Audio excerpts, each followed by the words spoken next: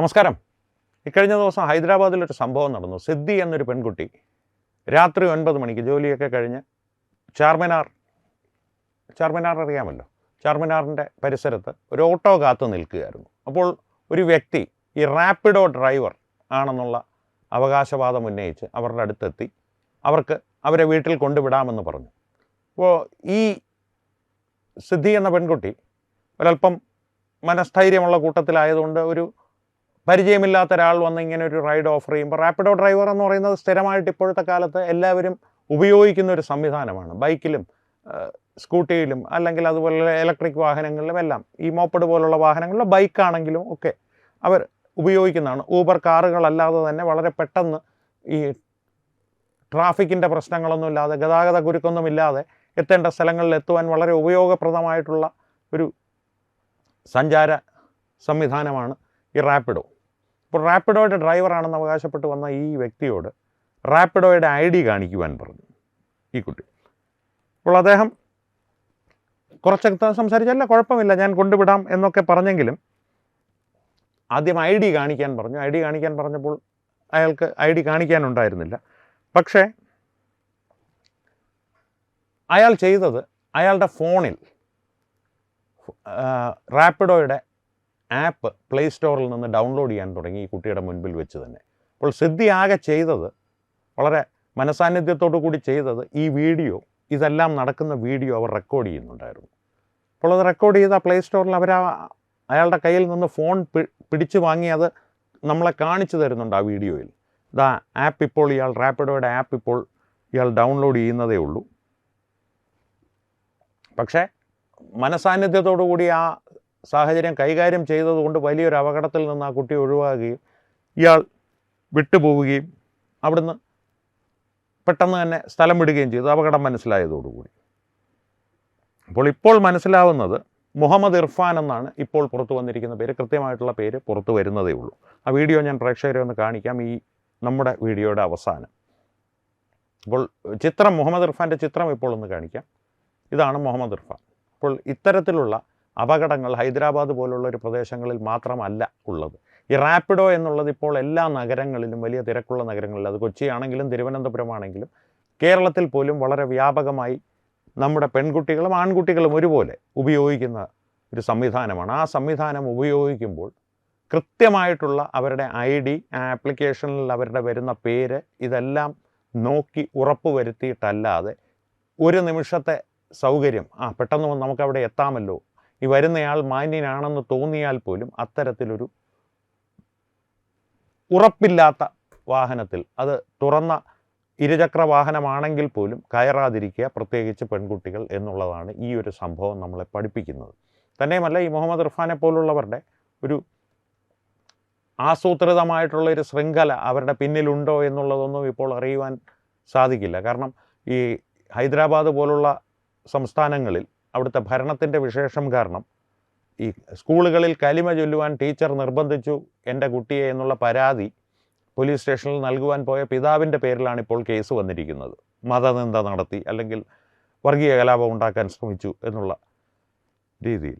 കർണാടകം പോലുള്ള സംസ്ഥാനങ്ങളിലാണെങ്കിൽ അതിഥി തൊഴിലാളികളെ സൽക്കരിക്കുന്നതിൻ്റെ ഭാഗമായിട്ട് അവരുടെ ഇടയിൽ അനധികൃത കുടിയേറ്റക്കാരുണ്ടെന്ന് പരാതിപ്പെട്ട ആളുകൾക്കെതിരെ കേസ് വരികയും കോടതിയുടെ ഇടപെടൽ ഒന്നുകൊണ്ട് മാത്രം ഇപ്പോൾ കർണാടകത്തിൽ ഇത്തരത്തിലുള്ള അനധികൃത കുടിയേറ്റക്കാർക്കെതിരെ വലിയ നടപടികൾ എടുക്കുവാൻ സർക്കാർ നിർബന്ധിതരാവുകയും പോലീസ് നിർബന്ധിതരാവുകയും ചെയ്തിരിക്കുകയാണ്.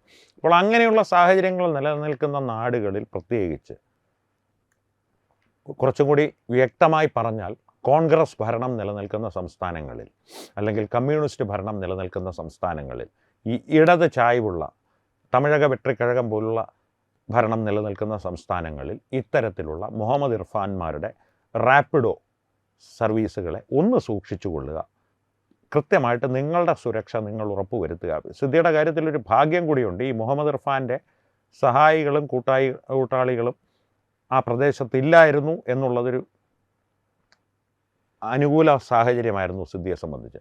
തന്നെയുമല്ല, 9 മണിയായിട്ടുള്ള ചാർമിനാറിൻ്റെ പ്രദേശത്ത് അത്യാവശ്യം ആൾ സഞ്ചാരമുള്ള സമയമായിരുന്നു. കുറച്ചുകൂടി വൈകിട്ടുള്ള സമയമായിരുന്നെങ്കിൽ ഒരുപക്ഷെ ബലപ്രയോഗത്തിലേക്ക് ഈ വ്യക്തി കടക്കുമായിരുന്നു, നമുക്ക് ഉറപ്പില്ല. അങ്ങനെയുള്ള സാഹചര്യങ്ങളിൽ എന്തെങ്കിലും നിങ്ങളുടെ പരിചയക്കാരെ ഉടനെ വിളിക്കുകയോ, നിങ്ങൾക്ക് എന്തെങ്കിലും സംശയം തോന്നിയാൽ നിങ്ങളുടെ പരിചയക്കാർക്കൊരു മെസ്സേജ് അയക്കുകയോ, അല്ലെങ്കിൽ ഫോൺ വിളിക്കുകയോ, അല്ലെങ്കിൽ പോലീസിനെ തന്നെ വിളിക്കുക. എനിക്ക് ഇങ്ങനൊരു സാഹചര്യമുണ്ട്, ഇത്തരത്തിലൊരു വ്യക്തി എന്നെ വന്നു, പോകുന്നില്ല, വേണ്ട എന്ന് പറഞ്ഞിട്ട് പോകുന്നില്ല എന്ന് പോലീസിനെ തന്നെ വിളിച്ച് കൃത്യമായിട്ട് നിങ്ങളുടെ സ്ഥലവും സമയവും നിങ്ങൾ നിൽക്കുന്ന പ്രദേശത്തിൻ്റെ കൃത്യമായിട്ടുള്ളൊരു വിവരം നൽകിയതിന് ശേഷം വീഡിയോ റെക്കോർഡ് ചെയ്യാൻ തുടങ്ങുക. അത് സാധിക്കുമെങ്കിൽ ഫേസ്ബുക്കിൽ ലൈവായിട്ട് തന്നെ പോയിക്കൊണ്ടിരിക്കുക. ഇത്തരത്തിലുള്ള സുരക്ഷാ സംവിധാനങ്ങൾ, ഏറ്റവും ചുരുങ്ങിയത് രീതിയിലുള്ള സുരക്ഷാ സംവിധാനങ്ങൾ ഇക്കാര്യത്തിൽ അവലംബിക്കുക. കാരണം സ്വന്തം സുരക്ഷ അവനവൻ തന്നെ നോക്കിയിട്ട് കാര്യമുള്ളൂ. ഈ കർണാടകയിലോ ഹൈദരാബാദിലോ കേരളത്തിലോ മറ്റെവിടെയോ ആയിക്കോട്ടെ, ഇനിയിപ്പോൾ ഞാൻ അനുകൂലിക്കുന്ന പാർട്ടി ഭരിക്കുന്ന ഉത്തർപ്രദേശിലാകട്ടെ, യോഗി ആദിത്യനാഥ് സ്ത്രീ സുരക്ഷ വലിയ കാര്യമായിട്ട് തന്നെ നടപ്പാക്കുന്നുണ്ട്. എന്നാൽ പോലും ആദ്യത്തെ നിങ്ങളുടെ ഫസ്റ്റ് ലൈൻ ഓഫ് ഡിഫൻസ് എന്ന് പറയുമല്ലോ, ആദ്യത്തെ പ്രതിരോധം നിങ്ങൾ തന്നെയാണ്. അതിനുള്ള സുരക്ഷാ സംവിധാനങ്ങൾ നിങ്ങൾ ചെയ്യുക. കാരണം നിങ്ങൾക്ക് എന്തെങ്കിലും സംഭവിച്ചു കഴിഞ്ഞ് പിന്നെ ഈ മുഹമ്മദ് ഇർഫാനെ വെടിവെച്ച് കൊന്നു കഴിഞ്ഞു എന്ന് പറഞ്ഞ് നിങ്ങളുടെ ജീവൻ തിരികെ കിട്ടില്ല, അല്ലെങ്കിൽ നിങ്ങൾക്ക് സംഭവിച്ച അപകടം ഇല്ലാതാകില്ല, നിങ്ങളുടെ കുടുംബത്തിൻ്റെ നഷ്ടവും ഇല്ലാതാകുന്നില്ല. അതുകൊണ്ട് തന്നെ സ്വന്തം സുരക്ഷ, പ്രത്യേകിച്ച് പെൺകുട്ടികൾക്ക് എന്തെങ്കിലും വ്യത്യാസമുണ്ടോ എന്ന് ചോദിച്ചാൽ ദൗർഭാഗ്യവശാൽ ചില കാര്യങ്ങളിൽ ഇപ്പോഴും ലോകം മുഴുവൻ അത്തരത്തിലൊരു വ്യത്യാസമുണ്ട്. ആ സത്യം, സാഹചര്യം, നിങ്ങൾ ദുർബലരാണെന്നല്ല പറഞ്ഞു വരുന്നതിൻ്റെ അർത്ഥം. നിങ്ങൾ ആൺകുട്ടികളെക്കാൾ ശക്തരാണ്. അത് പക്ഷേ സ്വന്തം പ്രതിരോധം, നിങ്ങൾ ആദ്യത്തെ പ്രതിരോധത്തിൻ്റെ പരിച നിങ്ങൾ തന്നെയാകുമ്പോഴാണ് നിങ്ങൾ കൂടുതൽ ശക്തരാകുന്നത് എന്നുള്ളതാണ് എൻ്റെ വ്യക്തിപരമായിട്ടുള്ള അഭിപ്രായം. അപ്പോൾ ഈ വിഷയത്തെ സംബന്ധിച്ച് പ്രേക്ഷകരുടെ അഭിപ്രായങ്ങൾ തീർച്ചയായും കമൻറ്റുകളിലൂടെ രേഖപ്പെടുത്തുക.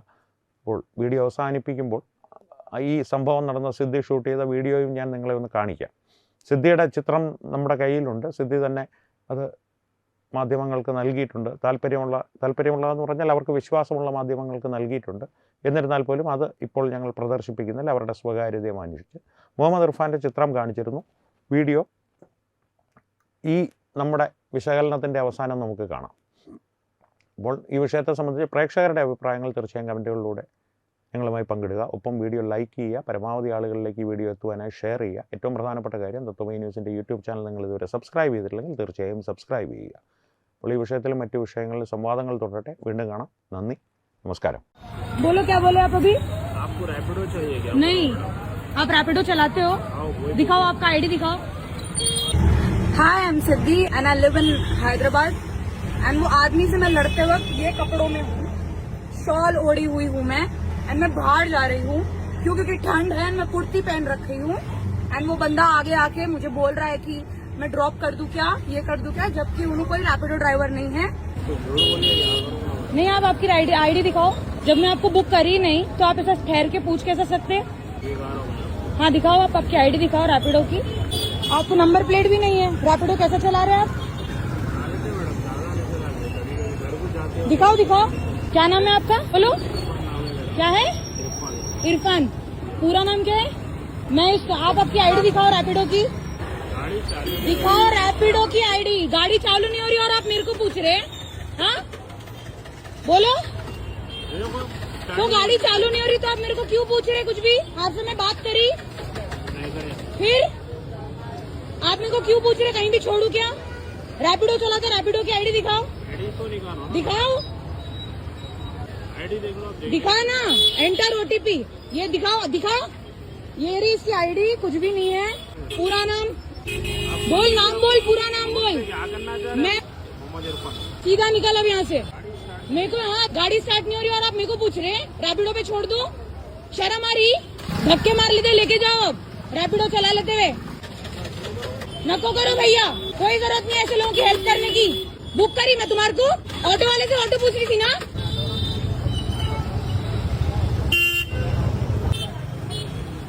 HIV അണുബാധ സന്തോഷപൂർണമായ ഒരു ജീവിതത്തിന് തടസ്സമല്ല. HIV അണുബാധയ്ക്ക് ഫലപ്രദമായ ചികിത്സ ഇന്ന് ലഭ്യമാണ്. ഇതിന് യഥാസമയം അണുബാധ കണ്ടെത്തുന്നതും കാലേക്കൂട്ടി ചികിത്സ നടത്തേണ്ടതും അത്യാവശ്യമാണ്. സൗജന്യമായ ചികിത്സയും മാർഗനിർദ്ദേശങ്ങളും സർക്കാർ ആശുപത്രികളിലെ ART അഥവാ ഉഷസ് കേന്ദ്രങ്ങളിൽ ലഭ്യമാണ്. ആരോഗ്യ സംരക്ഷണം ഓരോരുത്തരുടെയും ഉത്തരവാദിത്തമാണ്.